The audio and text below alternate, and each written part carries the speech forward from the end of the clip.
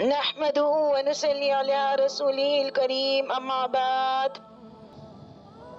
بس ہمارا دیکھیں میرا مقصد زندگی، میں نے جو اپنا مقصد زندگی بنایا ہے وہ یہی ہے کہ میں نے انشاءاللہ اپنی انڈیا میں جہاں تک بھی اللہ تعالیٰ میری آواز لے کر جائیں، میں نے قرآن کریم کی لینگویج کو کامن کرنا ہے۔ جس طرح سے ہم قرآن کو پڑھتے ہیں، کیسے پڑھتے ہیں آپ سوچیں، صم بکم عمی فہم لا یرجعون۔ اللہ تعالیٰ قرآن پاک میں فرماتے ہیں کہ یہ گونگے ہیں، بہرے ہیں، اندھے ہیں، یہ نہیں لوٹیں گے۔ حالانکہ یہ آیات جو ہے منافق کے لیے نازل ہوئی ہے، ٹھیک ہے، لیکن سوچنے والی بات یہ ہے ہم کیا ہیں؟ ہم بھی تو مسلمان ہیں۔ کیسے مسلمان ہیں؟ آپ اندازہ لگائیں کہ ہمیں اپنا قرآن ہی نہیں سمجھ میں آتا۔ ہم پڑھتے ہیں اس کو لیکن ہمیں پتہ ہی نہیں ہوتا اس میں کیا لکھا ہوا ہے۔ تو اس لیے میری آپ سب سے گزارش یہی ہے کہ آپ نے اس طرح سے سیکھنا ہے۔ اب آپ جتنے بھی پارٹیسپینٹس ہیں، سوچیں 37 اسٹوڈینٹس ہیں، آپ سارے اس طرح سے سیکھیں کہ ہم نے اپنے بچوں کو پڑھانا ہے، اپنی فیملی کو سکھانا ہے، عربک لینگویج کو ضروری سکھانا ہے، ضروری، بہت زیادہ ضروری، بالکل اپنے اوپر فرض کر لیجئے۔ آگے چل کر خوب دین کی محنت کریں، اسلام کو پھیلائیں، صدقہ جاریہ کریں۔ دیکھیں انسان مر جاتا ہے، کچھ بھی اس کے ساتھ نہیں جاتا ہے، سب کچھ یعنی ہر طرح سے بائیکاٹ ہو جاتا ہے اس کا، صرف 3 عمل باقی رہ جاتے ہیں بعد مرنے کے، صرف 3 عمل باقی رہ جاتے ہیں۔ اللہ تعالیٰ نبی پاک صلی اللہ علیہ وسلم کی کہ صرف 3 عمل باقی رہ جاتے ہیں، باقی سب ختم ہو جاتا ہے۔ وہ 3 کیا ہیں؟ اس میں سے ایک یہ بھی ہے کہ آپ اگر کسی کو، مطلب میں حدیث آپ کو کوٹ کر کے بتاتی ہوں، مسلم شریف کی حدیث ہے کہ اذا مات الانسان، کہ جب انسان مر جاتا ہے، انقطع عنہ، تو اس سے مطلب تعلقات ختم ہو جاتا ہے، عملہ، اس کے عمل ختم ہو جاتے ہیں اس سے، الا من ثلاثہ، صرف 3 چیزوں کے۔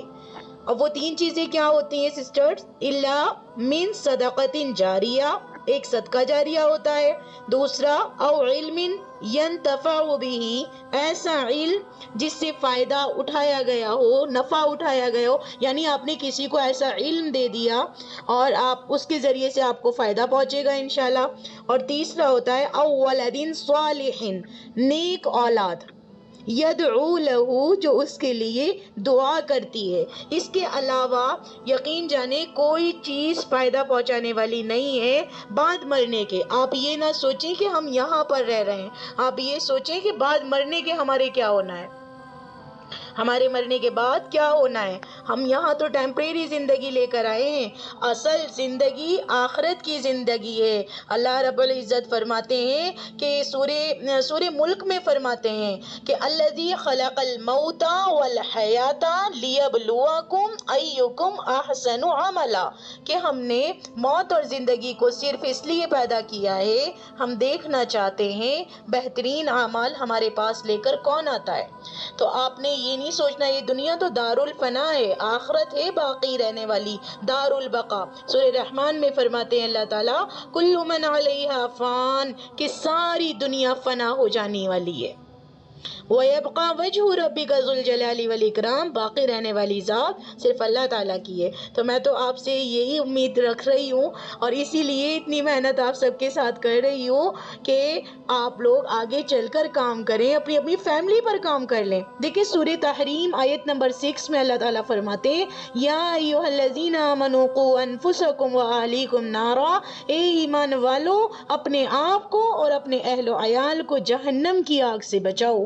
اب بتائیں آپ ساری ماشاءاللہ یہاں کافی ساری بہنیں میری میرڈ ہیں، اور کیا کہتے ہیں آپ برداشت کریں گی ہماری اولاد آگ میں جلے؟ نہیں نا۔ سب سے پہلے تو ہم نے اپنے پر کام کرنا ہے، اپنے آپ کو بچانا ہے برائی سے، گناہوں کے کام سے، ہے نا، اور پھر اپنی اولاد کو، اپنے اہل و عیال کو ہم کیسے برداشت کر سکتے ہیں کوئی ہمارے سامنے ایسے آگ میں جلے؟ تو دیکھیں آج یہ سمجھیے نہ تو کوئی اسپیچ کسی کے کام آنے والی ہے، اسپیچ سے بھی کوئی ایسا فرق نہیں پڑتا ہے، ٹھیک ہے، بہت ساری اسپیچز پڑھی ہیں یوٹیوب پر، آپ کسی کی بھی کھول کر دیکھ سکتی ہیں۔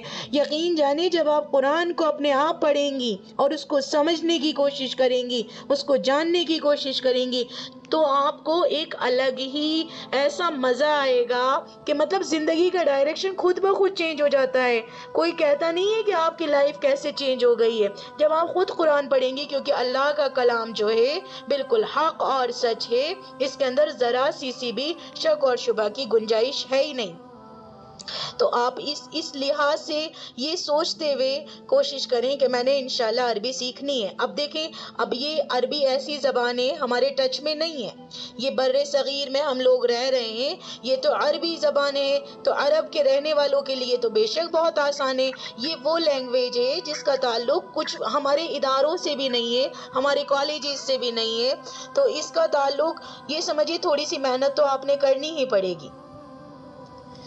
یہ آپ نے محنت تو کرنی ہی پڑے گی.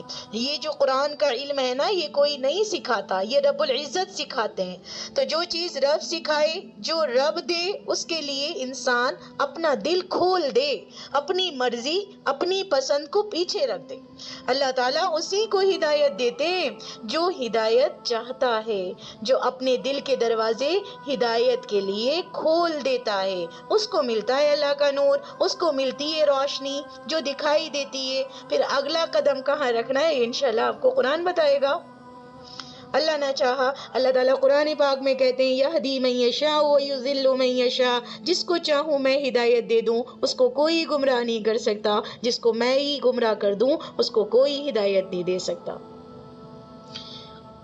مومن جو ہوتا ہے نا، قرآن کو چھوڑ دینے والا نہیں ہوتا. مومن اللہ تعالیٰ سے محبت کرتا ہے، اللہ تعالیٰ سے خوف کے درمیان میں جیتا ہے، اللہ تعالیٰ سے محبت بھی اتنی کرتا ہے کہ وہ اللہ تعالیٰ کو راضی کرنے کے خاطر چن چن کر نیک کام کرتا رہتا ہے.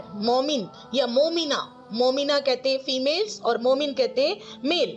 اور وہ اللہ تعالیٰ کا خوف بھی بے حد رکھتا ہے کہ محبوب کی ناراضگی کا خوف اسے ہر دم ستائے رہتا ہے. محبوب کون؟ اللہ سبحانہ و تعالیٰ. اللہ تعالیٰ سے محبت کی ایک علامت بندے کا قرآن سے محبت ہونا ہے. پھر کیسے ممکن ہے کہ مومن بندہ قرآن سے دور ہو؟ ایسا ہو سکتا ہے؟ کبھی نہیں ہو سکتا. اگر کوئی قرآن سے دور ہے تو مومن نہیں ہے، اور جو جتنا ایمان والا ہوگا اتنا ہی قرآن سے قریب ہوگا، کیونکہ قرآن ہر اس بندے کے دل میں بسا ہوتا ہے جہاں اللہ تعالیٰ سے پرخلوص محبت موجود ہو، جہاں جوش مارتا ایمان ہو. تو قرآن کی تلاوت بھی کریں، ضرور کریں. ٹھیک ہے، اللہ تعالیٰ میں کہنے سننے والا بنائے، کہنے سنے زیادہ عمل کرنے والا بنائے. جزاک